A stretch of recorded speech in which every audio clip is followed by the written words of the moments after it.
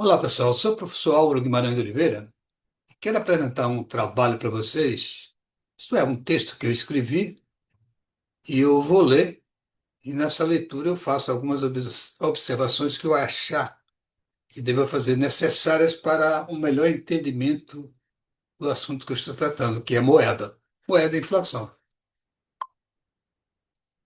Se vocês prestarem bem atenção, moeda e inflação faz parte de economia. Mas se você olhar, a grande, esmagadora maioria dos economistas não entendem. Eles não sabem o que é inflação, não sabem como o processo inflacionário começa, nem quando termina. Eles não sabem o que é moeda. Ele acha que moeda perde poder de compra. Eles acham que moeda se desvaloriza. E é essa visão que os economistas têm de moeda, é uma visão que vem do padrão ouro. Ou seja, estão estacionados lá, antes de 1871. Porque em 1971, o presidente Nixon, ele, ele acabou com a ligação entre o ouro e o dólar. E o dólar passou simplesmente a ser uma moeda fiduciária. Qual é a característica maior de uma moeda fiduciária? Ela não tem valor. Ela não tem valor intrínseco, não tem valor. E a única coisa que ela tem é credibilidade, porque o governo que emite é que é responsável por ela. É ele que força, né, na nação que todos recebam aquela moeda, porque eles garantem que vai recebê-la de volta, através de serviço, através de impostos, etc. Tá bom? Então, eu acho que eu vou dar, sim, uma claridade maior a esses problemas. Então, gostaria que vocês tenham muita atenção no que eu estou falando. E se tiverem dificuldade, pode ligar para mim, que é 021 99998 8672. E qualquer dificuldade nós poderemos tratar disso. Ok? Um abraço e vamos ao nosso trabalho.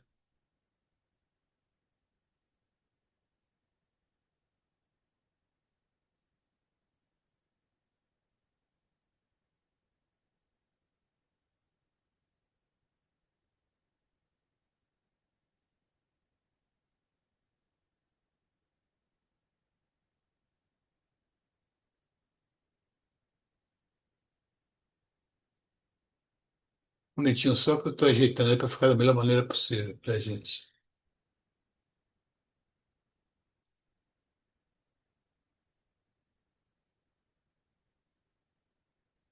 E agora nós poderemos começar a nossa batalha.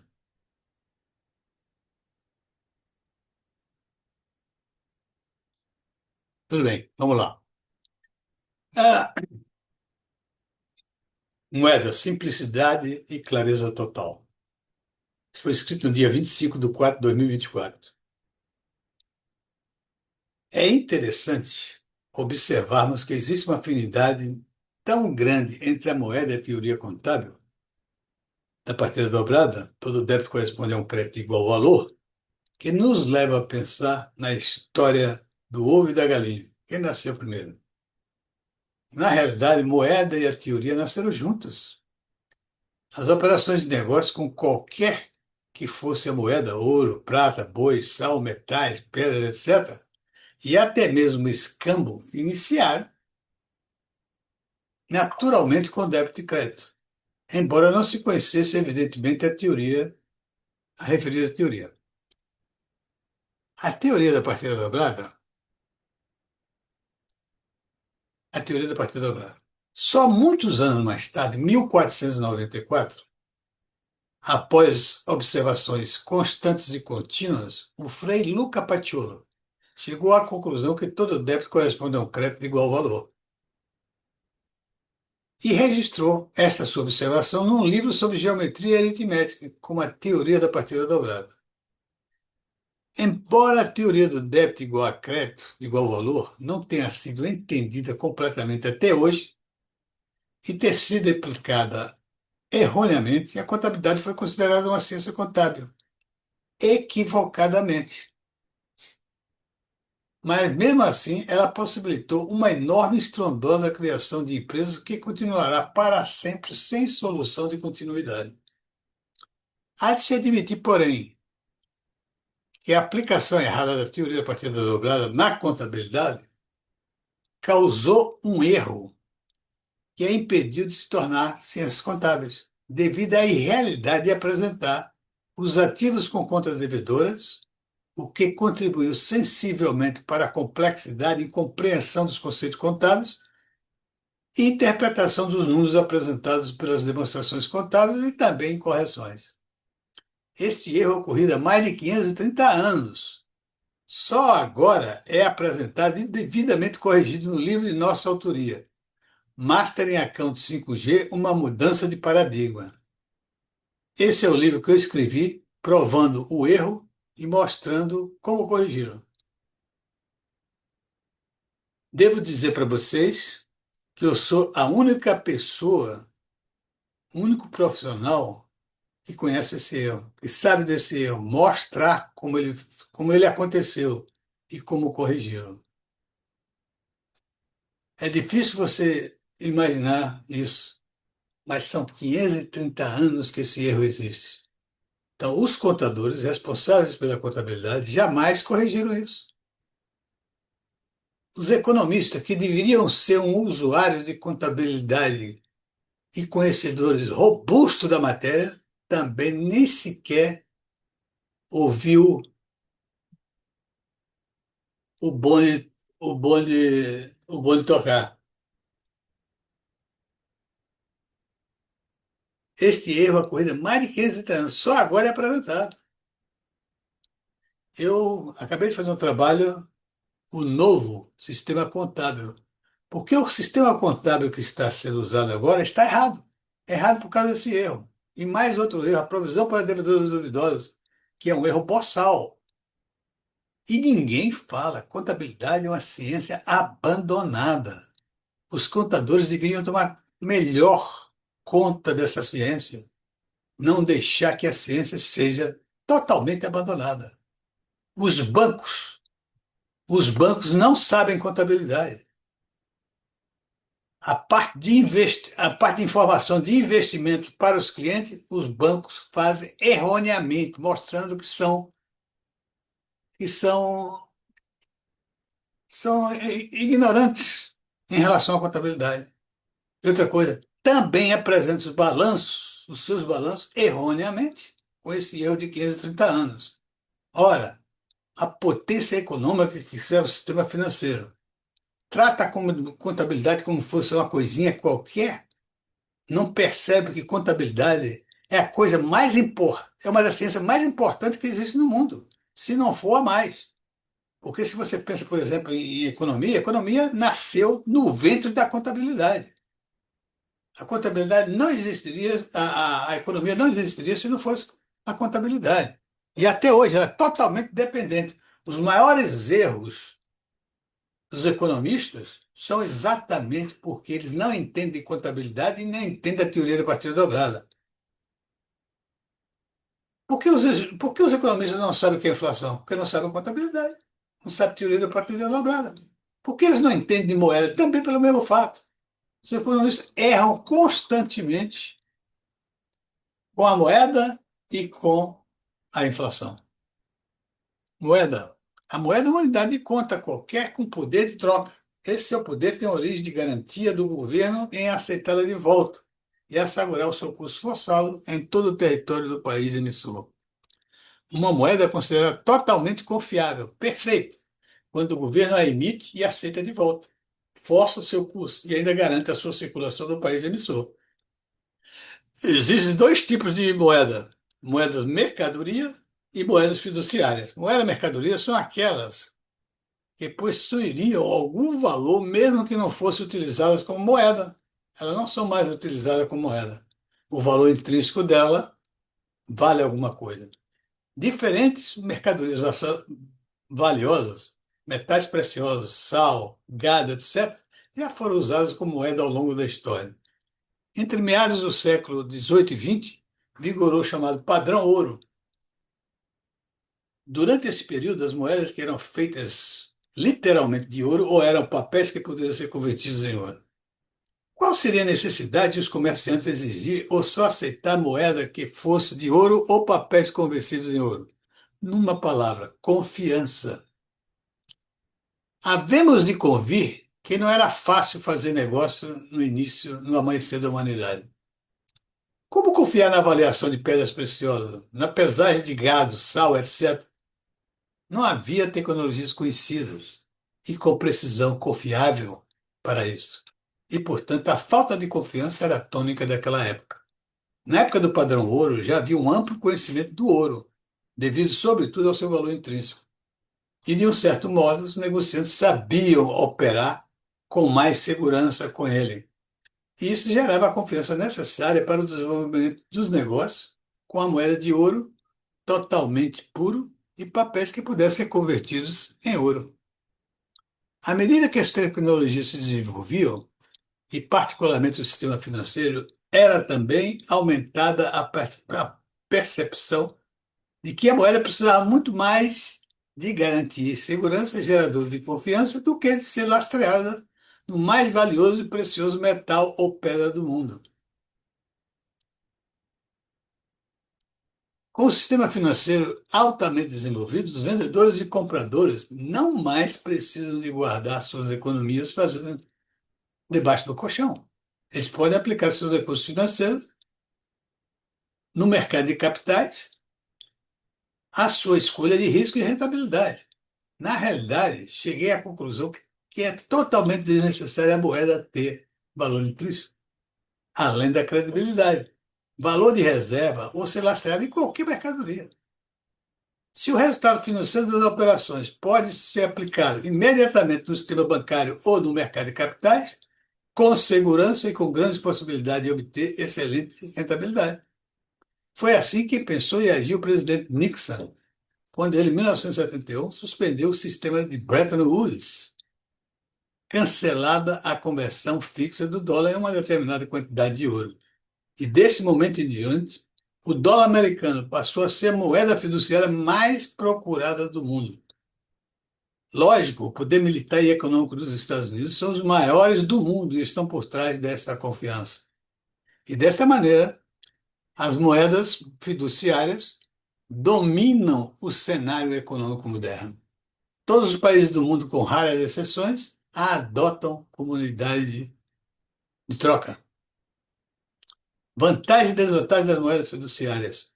As moedas mercadorias são muito problemáticas, são totalmente abertas a fraudes, provocam constantemente iliquidez das economias e possibilita a dominação entre países.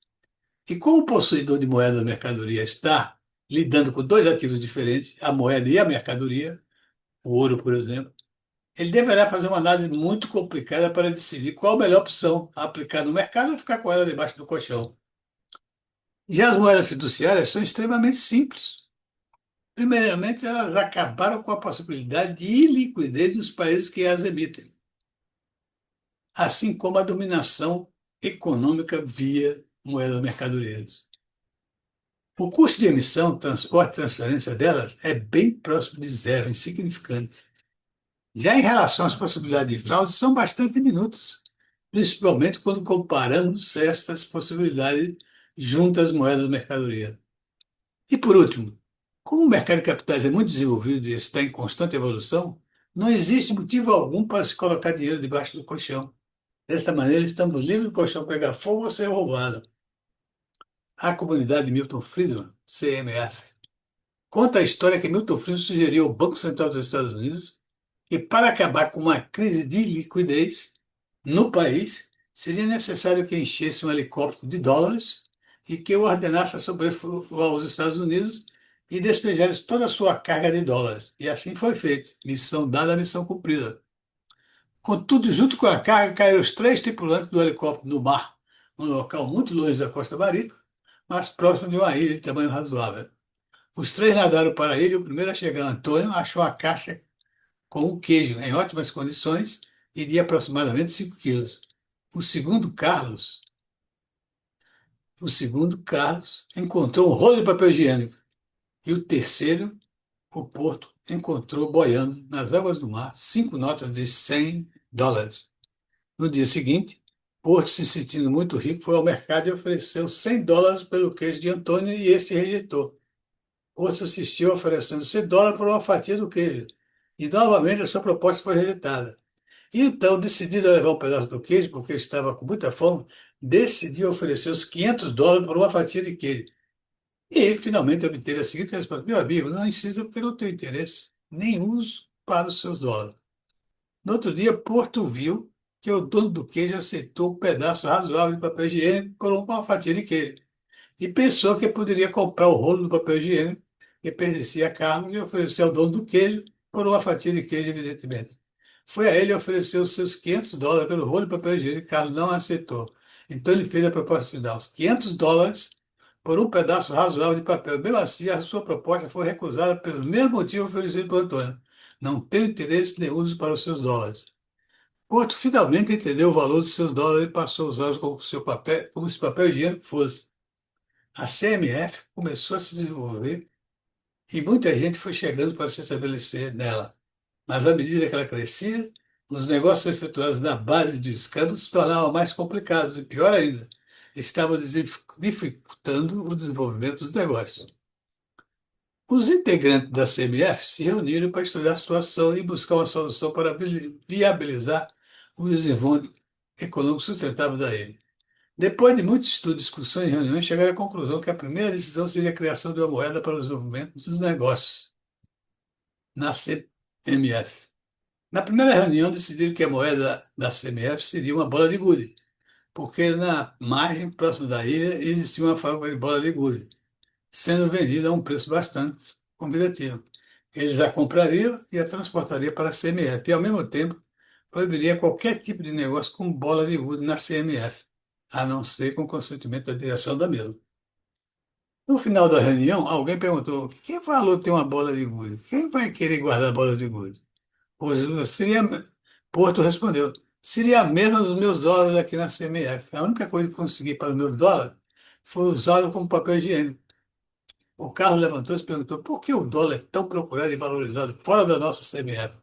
O Antônio levantou-se, pediu a palavra e disse: devemos observar claramente que a aceitação e procura pelo dólar estão assentadas na garantia fornecida pelo governo americano à sua moeda, que constitui em aceitá-la de volta, assegurar o seu custo forçado em todo o território do país emissor e no seu desenvolvido mercado de capitais. Qualquer serviço prestado pelo governo americano aos seus cidadãos poderá ser pago através do dólar. Isso significa que o governo americano garante e sustenta a sua moeda, o dólar. E quem possui dólares conta com o gigantesco e desenvolvido mercado de capitais dos Estados Unidos. Depois que terminou essa discussão, decidiram que na próxima reunião iriam estabelecer as garantias que fossem precisas para gerar a confiança necessária na moeda do CBF. Inclusive montar toda uma estrutura para desenvolver o mercado de capitais desenvolvido grande o suficiente para o mercado monetário da CMF. Estabelecidas as garantias e montado e desenvolvido o mercado de capitais, os negócios se desenvolveram sustentavelmente, com segurança e rapidez. E a moeda bola de gude da CMF se tornou uma das mais procuradas e fortes do continente americano. Conclusão final. A moeda é um dos principais, se não o principal, assunto estudado pela macroeconomia. A macroeconomia, por sua vez, é altamente relacionada e dependente de contabilidade. Inclusive, há uns 80 anos, era denominada de contabilidade nacional. E como sabemos, a contabilidade como ciência nasceu quando a teoria da partida dobrada foi exposta no livro de Geometria Aritmética pelo Frei Luca Paciolo. Também é do nosso conhecimento que a moeda é o elo que permite a realização de compra e venda ao mesmo tempo. Se na formação dos economistas existe uma falha grave, ou seja, ele não estuda contabilidade profundamente, não tem noção da teoria da partida dobrada, como eles podem entender de moeda que nasceu junto com essa teoria e a classificação de débito e crédito? Não será por falta de conhecimento do que é moeda que a grande maioria dos economistas aceita a errônea política de juros altos como estratégia para combater a inflação?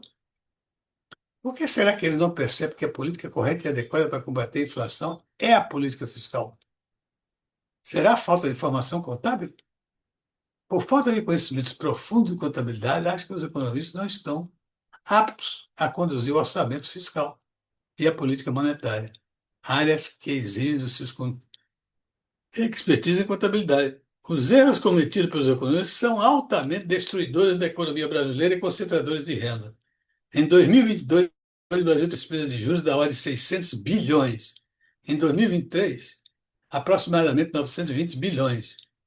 Não acho que dê para calcular o valor dos erros provocados pelo orçamento fiscal. Mas uma coisa é certa: prever déficit zero é confissão de ignorância sobre qual é o principal objetivo do orçamento. Ok, meus amigos, eu espero que eu tenha colocado esse assunto de uma maneira que seja mais fácil de entender, porque ele realmente apresenta uma certa complexidade, porque moeda e inflação apresenta muitas ilusões, a famosa ilusão monetária. E isso é muito difícil para as pessoas que não entendem de débito e crédito, não entendem de contabilidade. Eu acho que a primeira medida a ser tomada pelos economistas, ou por quem quiser estudar inflação e moeda, se aprender contabilidade. Quem aprende contabilidade aprende teoria da partida dobrada. Esse é o meu conselho, porque realmente é um assunto que precisa, demanda conhecimentos contábeis. Ok? Um abraço e até a próxima.